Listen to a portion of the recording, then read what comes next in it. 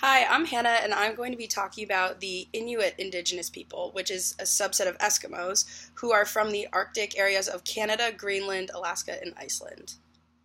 So, for beliefs and practices, the Inuit people live harmoniously with nature and the environment around them, which makes them capable of living and thriving in the Arctic North, which is one of the most hostile and challenging environments in the whole world. The Inuit people believe in adaptability and utilizing all of the resources that nature provides them, regardless of where they are or where they might migrate to, in their entirety. So, whatever nature gives them, they not only take them and use them for food or use them for survival, but they make sure that they take every aspect of everything they're given and use it completely. And a practice that really emulates this belief is the process of a successful hunt in Inuit culture. So the Inuit people believe that hunting is not really just about killing animals. They believe in every step of the process, and every step of the process is absolutely crucial. So drawing in the animal, killing the animal, preparing it, and utilizing it are all essential steps in making sure that a hunt is successful and carried out fully. And the Inuit people believe in the animal's spirit and fulfilling in the animal's purpose. So, if the Inuit are going to take an animal's life, they want the animal's spirit to be at peace, knowing that its body and all of its parts were used for the greater good and were used to help the Inuit people survive and advance in their culture. And the Inuit people really believe in showing appreciation for what the animal has given, to make sure that that specific animal spirit and all animals of its kind want to come back and continue to give to the Inuit people because of the appreciation that they show for what the animal has provided them. And this kind of ties into how the Inuit kind of view gender in their society, because the Inuit are unique in that they really appreciate every aspect that both men and women bring to the table, especially in a successful hunt. Any person can take part in any process of the hunt, and showing appreciation makes people want to come back and contribute to the survival of the Inuit people. For cosmological worldview, kind of extending on the beliefs that we just talked about animal spirituality and the spirituality of all resources in nature, the Inuit also believe in sky cosmology. So they kind of see the sun and the moon as two separate spirits. The sun is actually female and the moon is viewed as male. However, the moon is kind of seen as more important and more approachable and helpful, since it represents the cold nights and hardships that the Inuits face in the Arctic region during the winter. So they really kind of relate to the moon spirit in a more deep way than they do to the sun, because the moon represents coming together and facing challenges and really living out the traditional lifestyle that they believe helps them survive. So the Inuit really mark the winter and summer solstices as important.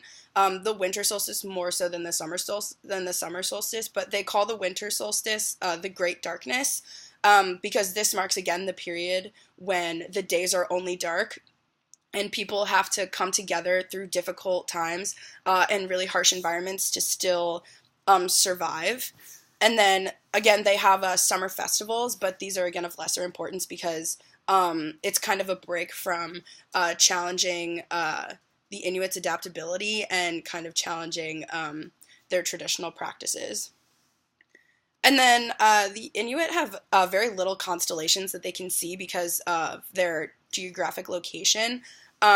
So they mostly see the sky as dead, or they call it holes in the sky, because there's not that many constellations, but they do value stars that are in the Ursa Major region, and they mark this star Sirius as the fox star, and this star is important because it helps them track the seasons without using modern technology. For social arrangements, the Inuit are actually a really unique group because they don't base their social structure on gender. They call themselves an ungendered society, because since they are an adaptive group, they kind of need to do whatever it takes to survive and maintain their traditional beliefs and practices. So, for example, in a successful hunt, if they find that a woman is more fit to do a certain task than a man, then they're definitely going to have that woman step in and perform that task. And it's very accepted and very encouraged that anybody who fulfills a role better than any other person of any gender perform that task for the survival of the culture. And then vice versa. So if a man is seen to be better at a certain position than a woman, then he is encouraged to work alongside women or alongside men, and everybody's encouraged to work together in order to make the social structure balanced and make sure that everybody is getting what they need to survive and maintain the traditional beliefs and practices. So for key historic events, the Inuit people have collectively migrated so many times, but interestingly enough, the most challenging feat that they face today is actually happening right now, and it's climate change. Climate change is greatly affecting the Arctic regions because it's completely changing the environment around them, which in turn is affecting the cultural roles that men and women have to play. So this is actually super interesting because one of the most challenging things that they're having to face is happening right now. But another historic event is actually when the missionaries came over and pushed the Inuits out of their land. The Inuits, again, respect the spirits of animals and all the different resources that nature gives them. And when the missionaries came over, they found the Inuit lifestyle to be very bizarre and really unsustainable. So they tried to really push Christianity and the medical system onto this culture. And that was kind of shocking for the Inuit because it was just so different from what they were used to. But it's funny because actually a repercussion, you could say, of this is that the Inuit people actually didn't give in. If anything, the extreme colonization and enforcement of Christianity resulted in the Inuit people becoming even more adaptable to challenges that were thrown at them than ever before. And the Inuit elders are actually the ones that had to deal with this firsthand. And so their open-mindedness and their adaptability skill sets are now trying to be passed on to the Inuit youth. And the Inuit youth are now using their learned skill sets to tackle the issue of climate change. And climate change is, again, not only forcing them to migrate and forcing them to try to find new jobs and roles in society, but it's also challenging men and women to try to find value in different roles that are not necessarily traditional. So just as the elders had to kind of try to way to incorporate their traditional practices and beliefs with the oppression of this Christianity, the Inuit youth now have to try to find a way to incorporate their traditional core beliefs and values while maybe trying to carry out new employment positions.